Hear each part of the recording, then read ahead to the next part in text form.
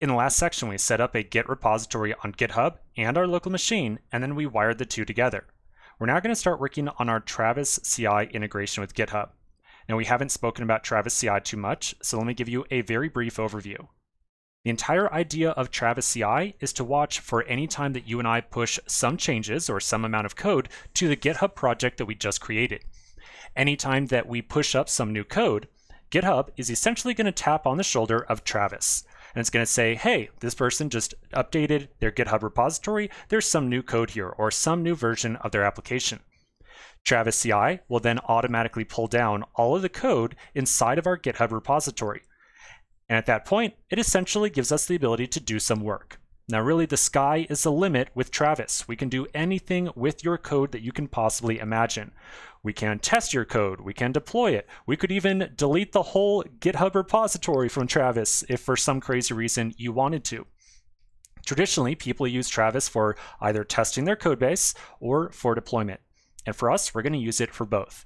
We're going to first use Travis to test our code, and then once our code comes up green, or once the tests pass successfully, we'll automatically have Travis deploy our application over to AWS.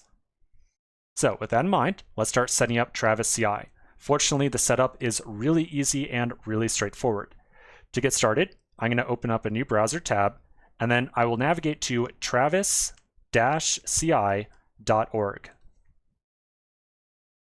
Now, once here, you'll notice I'm already signed in. I'll go ahead and sign out. You'll probably see a page like this right here. You can click on either sign in with GitHub or sign up right in the middle. So click on either, and then you'll be prompted to authorize Travis CI. Now, this is a page provided by github.com. Of course, GitHub is using, Travis CI is making use of OAuth here, so you are essentially granting access to all of your GitHub repositories over to Travis CI. So I'll scroll down to the bottom and authorize it. Now, once we go through that, we'll get redirected back over to the Travis CI dashboard. As a quick note, if the dashboard looks different from you, that is totally fine. Very quickly, you might be seeing something that looks a little bit like this. Where's my dashboard? There we go. So if you see something that looks like this, that is totally fine. Travis CI is going through a little bit of a redesign right now. And so by the time you watch this video, you might already be seeing the new design. And if you are, that's totally fine. Now I'm going to undo that little beta feature. There we go. Okay, so the first thing we have to do here is tell Travis CI that we want it to watch the GitHub repo that you and I just put together. So up on the right-hand side, I'm going to click on the profile link. If you see a green screen or a green box right here that talks about enabling Travis CI as a GitHub app, then you need to go ahead and click that green button. But again, that's kind of a new beta feature that I don't yet have access to, but it's another thing that Travis CI is going to roll out at some point. So if you see a little box right here that says, oh yeah, something GitHub app, just go ahead and click on that button.